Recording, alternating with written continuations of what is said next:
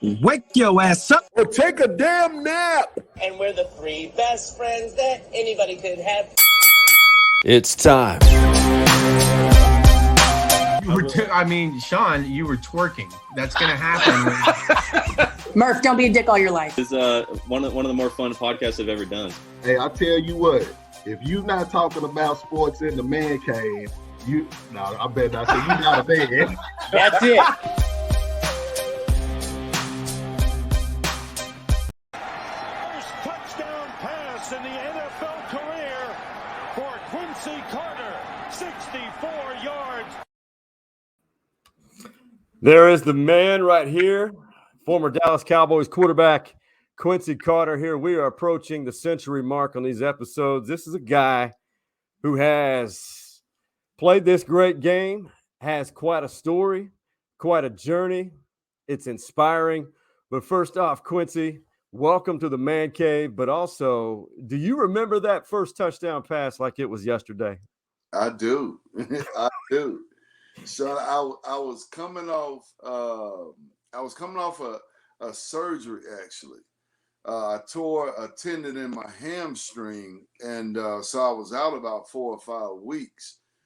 So my last game I had played was against the Raiders. It was only like a quarter maybe, but my first full game actually, as my light falls right here,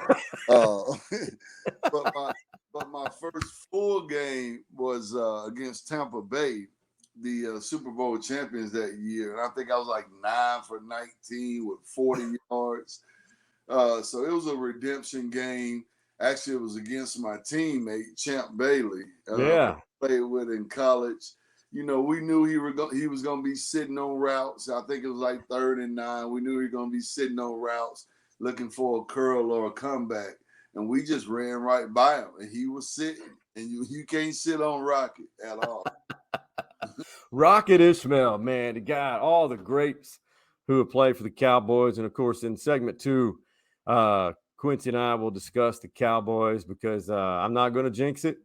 We've been in this situation before where the Cowboys look good, and every time I get sucked in and I make a remark that involves the 2-word Super Bowl, that's where the cliff is, and I jinx it. I blame it all on me, Quincy.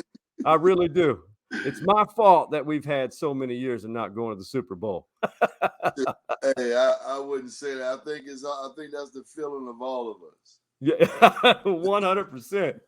And Quincy, first off, we got to thank our sponsors, Jim Saxon State Farm Insurance and Cosmic Coffee and Beer Garden. I don't know if you're a coffee drinker, but on the south side of Austin, Paulo Vasey and that group, it is true old school Austin. Food trucks, live music.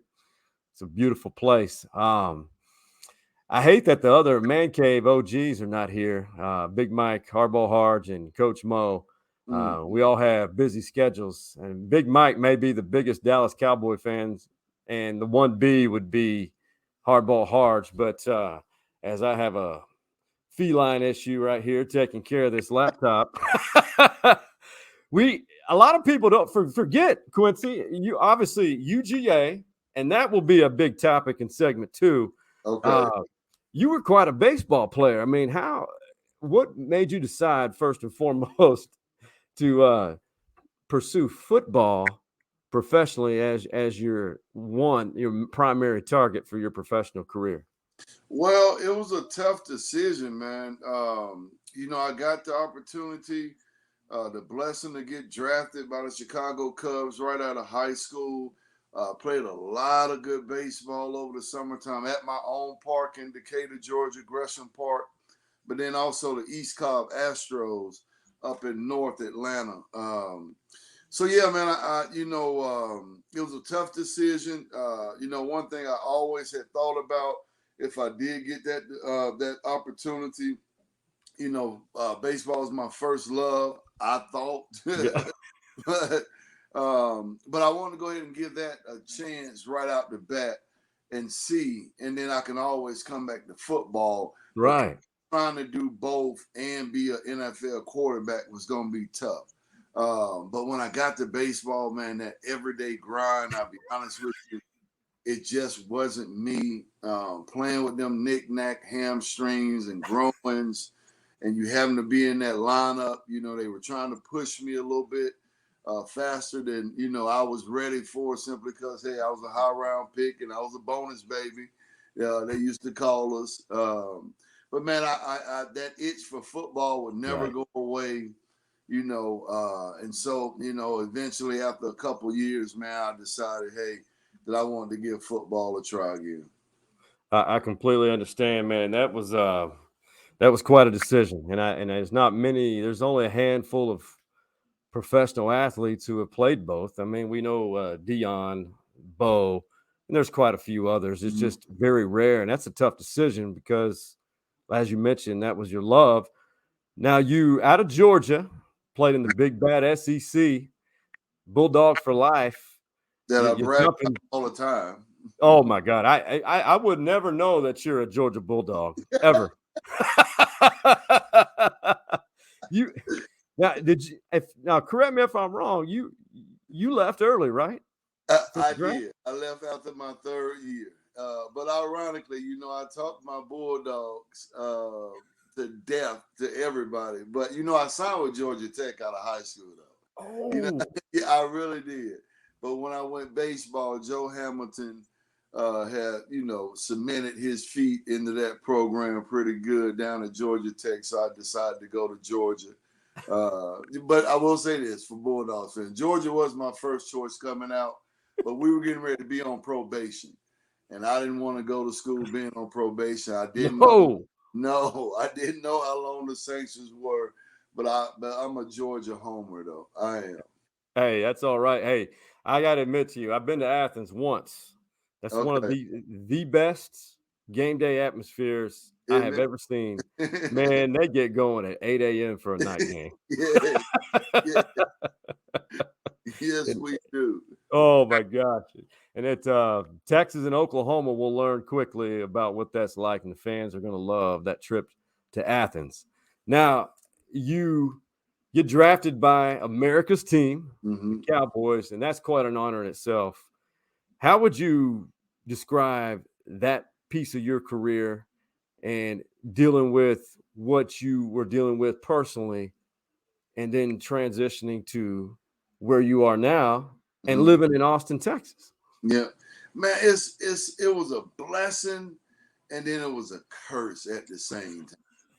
And I had already started the curveball of smoking marijuana early, at 17, 18, 19. It really picked up me playing baseball. I kind of decreased my smoking throughout college, but it was always a go-to for me. Yeah. When I was feeling anxiety, the pressure was on me just to take a little edge off. And so it was such a blessing, man, to, be drafted by the Cowboys.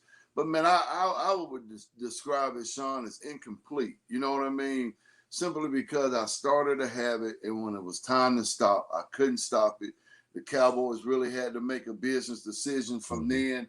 And honestly, Sean, man, that shook my whole world up. It really did. Even though I played a year up with the Jets, but my ego got the best of me.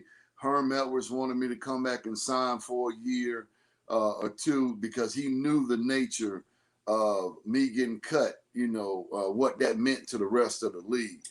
So I had at least about another year or two straightening up, and then somebody, would really consider me being a starter again. But my 25-year-old ego didn't say that. My 25, I was 26 at the time, said, no, you should be a starter right now. Didn't do that.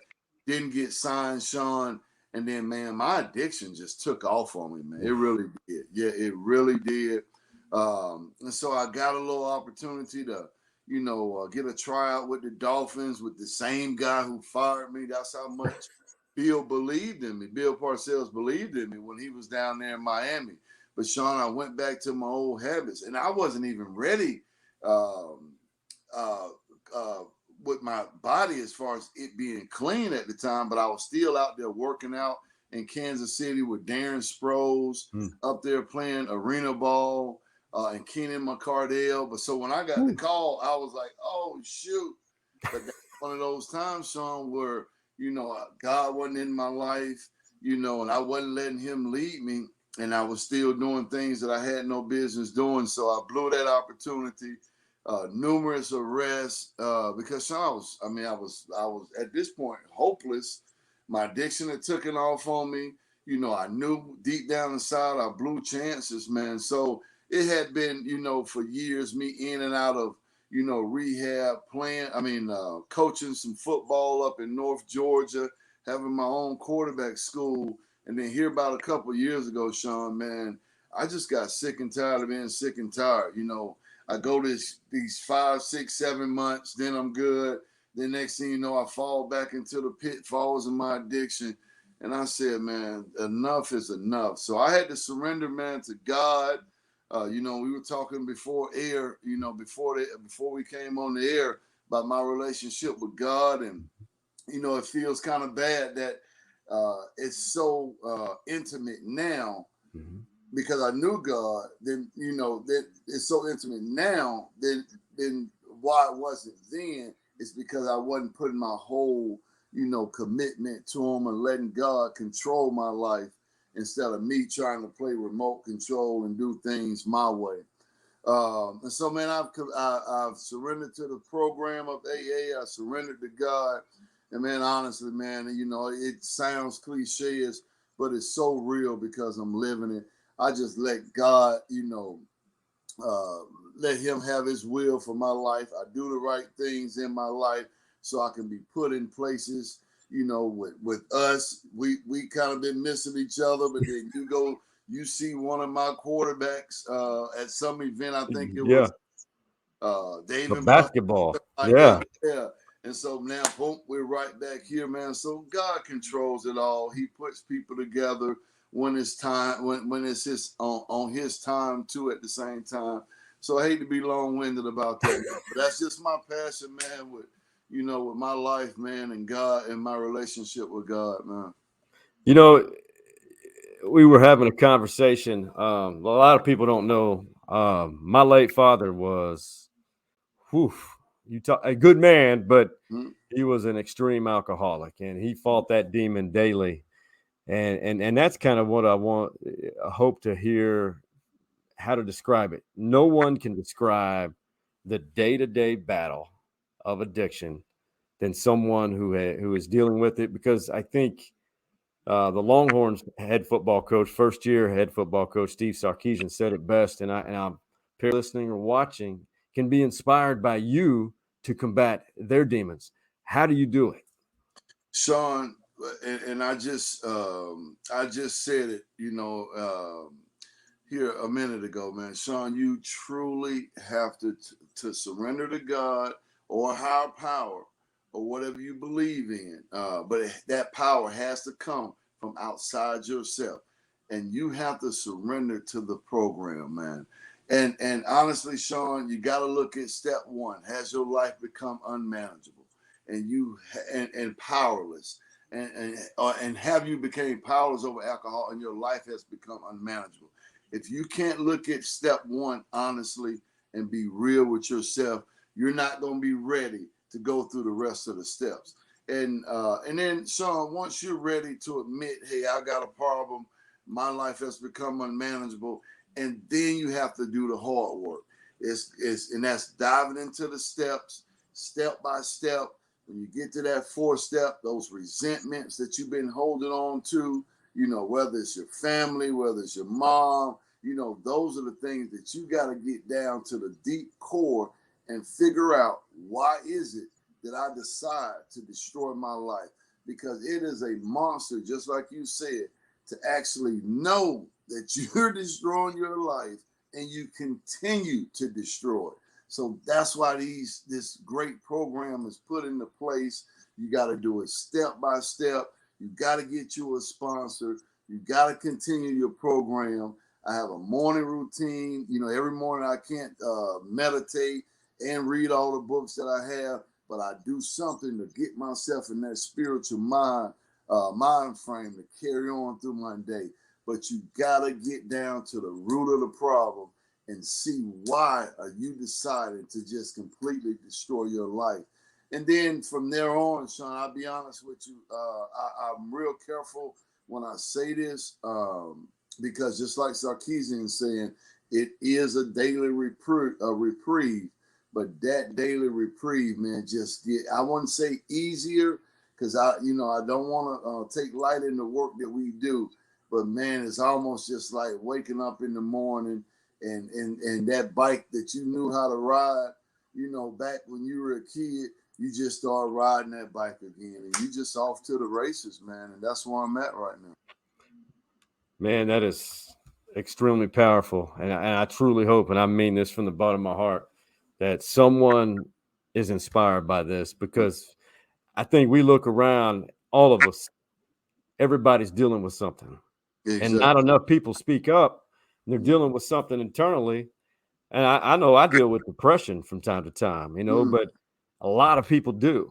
And for an addiction, man, Quincy, I admire you, man. That is much respect. And I hope that you are not only a sponsor for somebody, but I really hope that one day you have this, and you may already do, some type of program where, because you're a great speaker, you have a lot of great things to say, which are beyond inspiring. Yeah. But I'll be honest with you, Sean, I just let the spirit just talk, man. I promise you. I was doing a big book meeting a couple weeks ago, and I decided, I had my notes down. I decided, hey, I'm gonna let guys, point out what stranglehold that might hold them back from turning their life and their will over to God or a higher power. And so we was writing these things, and then all of a sudden, I was telling somebody on the exit interview, I just started going down the list of like all 25 guys. And I was telling somebody in the exit interview, I said, man, that wasn't me. Like after we got, I was like, that wasn't the plan for me to do that. But then that's just the spirit, Sean. You know what I mean? It really is, man. And so I'm just living it and soaking it up, man. And I just want, I just want to help somebody, be able to, conquer, that fear and that just that pure out just hopelessness that you live with, man, knowing that you got a problem. But there is a solution, but you got to get into the solution, though, man. That's, so many need to hear this. Yeah. From peers, people who care about people like yourself, or people who have experienced it and will continue to experience it. And I don't even know how to make a segue to this, but our Jim Saxton State Farm Insurance Agency man cave story. Do you have one of those, maybe through this journey right here, a story that, man, when you get with your guys, your family, or people you played with in football, maybe the Cowboys or UGA, that you love telling from those days, that, man, you had one of the fondest memories, or maybe it was something absolutely comical? Man, it's got to be the LSU game. My freshman year. It's got to be that game. And it's in the game on my birthday, 2002. The pass I hit to Antonio Bryant with about 30 seconds to go. And I got one more. Go ahead. Let me tell them all day. It's the playoff clincher against the Giants in 2003. And that was the first, because Bill liked for me to get my feet wet with a hitch or a slant. And he said, hey, he told me early in the week, hey, son, because, Bill's got, Parcells got that mafia, just aura. Hey, son, hey, we're going to go deep on the first play of the game this game. I said, okay, let's go. And so I hit Joey Galloway on a post, and it just took our teams to extra heights that game. And we ended up clinching the playoff game in the 15th game of the season. Yeah. Man, I remember it. I do. Before we take a break, I got to ask you, when you put that helmet on, that silver helmet and that blue star, do you feel empowered? Oh, my God, yes. Yeah, but the work behind the scene empowers you on game day. I think sometimes, we forget that. We get there, some of them are QBs, we get to that ultimate moment, and I can speak on it, a little bit. Not so much, Sean, and this hurts to say, not so much the work to put in to be the quarterback, but it's that off the field, sneaking around, doing this, the things that's not going to just take you all the way to the heights that God wants you. But heck yeah, you feel empowered with that helmet. Man, that is beautiful. And we're going to take a quick break here. And when we come back, I think Quincy's going to be kind of fired up. We're going to hit on the Longhorns after this post OU debacle. But UGA, his dogs are number one. Number one in the country, bro. And I'm excited to talk to you about that. We'll talk UGA and the Longhorns on the other side of this break.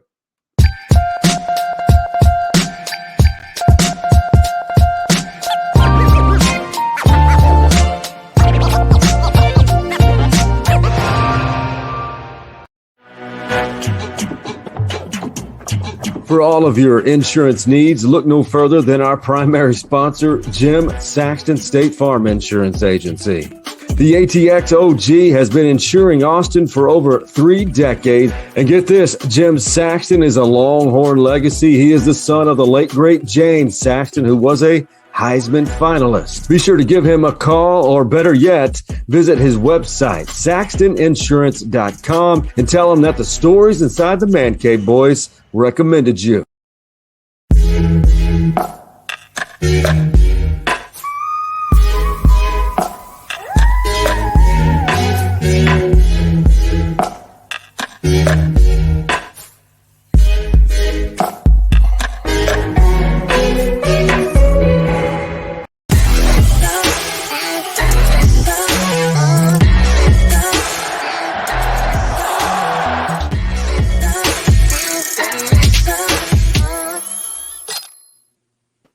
Hey, welcome back. Quincy Carter, former Cowboy quarterback. Profound statements, strong story, and he has quite a testimony. And I'm just grateful that you were here and to talk about that, because I've been wanting to talk about that story for quite some time with you. But Quincy, being a lifelong college football fan, and we'll get to your Georgia Bulldogs shortly. Okay. From what you see from the Longhorns post OU, Texas blew that 21-point lead. Do they have what it takes to run the table and get another shot at the Sooners in the Big 12 championship, assuming OU earns one of those 2 spots as well? I definitely think they do. I think some of the magic that, what's my guy's name, number 11 from last year? Ellinger. Some of the magic that he displayed in late games, that aspect of the team is gone. So now it's these guys to step up, make plays. Because when Oklahoma was making that run the other day, there was not that signature drive and said, wait a minute, we're here. It was a little late. So that magic is gone a little bit. But Sarkisian brings in, an aura about himself that the team knows they're in good hands. They're going to be put in good positions to make plays. So now it's really about, putting this loss behind them. They got a tough one this week. What is Oklahoma State, right? Yeah. A tough one this week. So we'll see how they rebound. But I think this is a real important game for the psyche of the team. But, the talent is there. The depth so much is not there right now. Right. But the talent is there. It's just guys really, seeing who is that guy is going to step up and make that play. And so, that's the kind of team you got. And until some of those guys in those tough games like that, put a Band-Aid on that bleed, you know what I mean? Then, hey, we're going to have to wait and see, for some of those, and even on defense, that that key interception or knocking that ball out and getting a fumble. But it's a big game coming up this week, though. That it's going to be difficult, but I think what Sark said today, I think he said that Jordan Whittington, that super talented receiver from Cuero, he has I think a broken clavicle, has to have surgery. And there's another Longhorn who has to have surgery as well. They're going to be out for an undefined amount of time.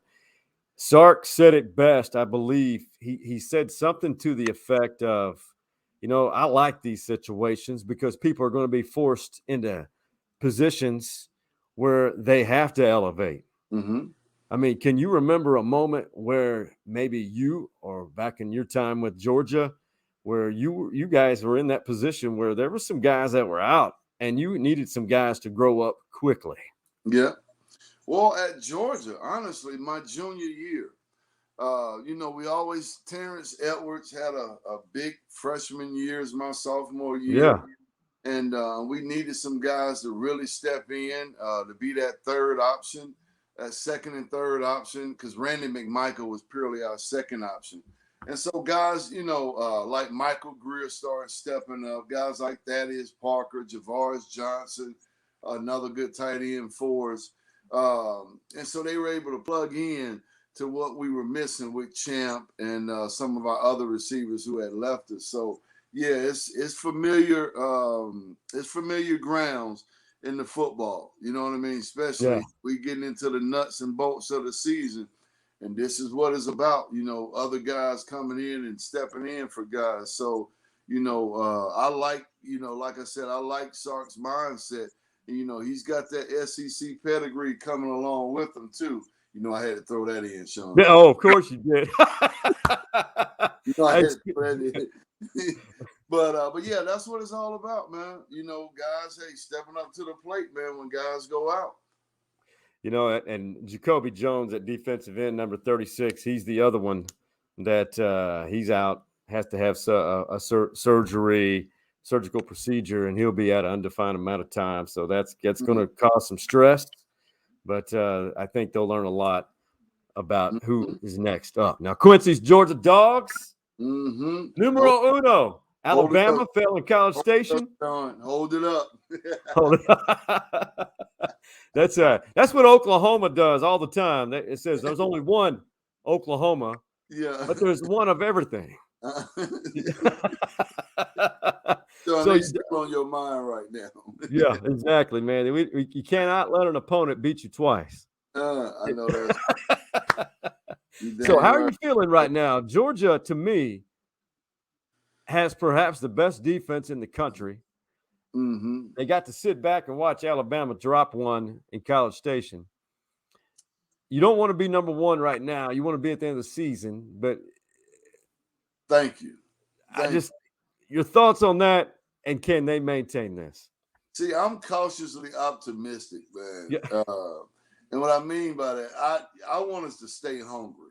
But what I can say is I think that is really indebted, in our team makeup. I was real impressed how we handled Vanderbilt, because you can get off to a sluggish start thinking your opponent is not as good as they are. Right. But we can handle business with that one.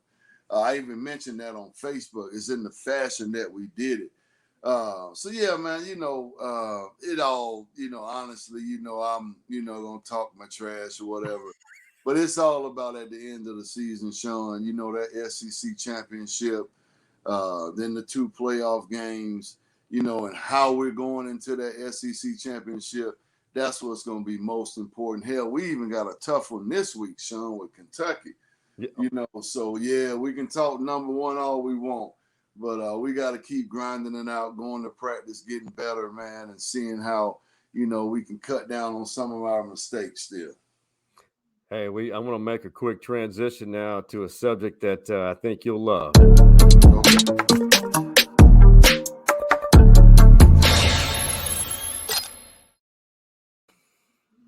I know it's early.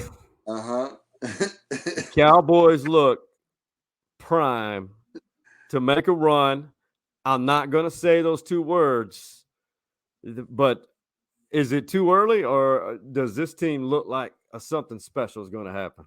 Well, see, with both of my teams now, you stay cautiously optimistic. 'Cause I'm dealing with 41 years with the Cowboys.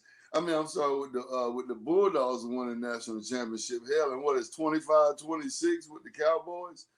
Yeah, so man, but listen, that defense, getting those turnovers and those extra possessions for that offense, and you know how much I love Dak Prescott. So I love the guy. Dude, I mean, just his maturity, his leadership. He keeps getting better as a passer. He's in complete control of that offense too. All the checks, the nuances, where everybody's lined up, where the ball's being snapped on motions, just a little thing. He's in complete control. But just like my dog, Sean, hey, we got to keep working. That injury bug, is going to rear its ugly head. God is not too crazy, but it just happens in our game. We'll see how we respond when these things happen, when that adversity hit. But shoot, you can't dismiss the fact that they look damn good right now. They look damn good. I mean, that offense is on another level, and I think that's where we can really end this episode with this. Okay. Hey, man, tell me something good.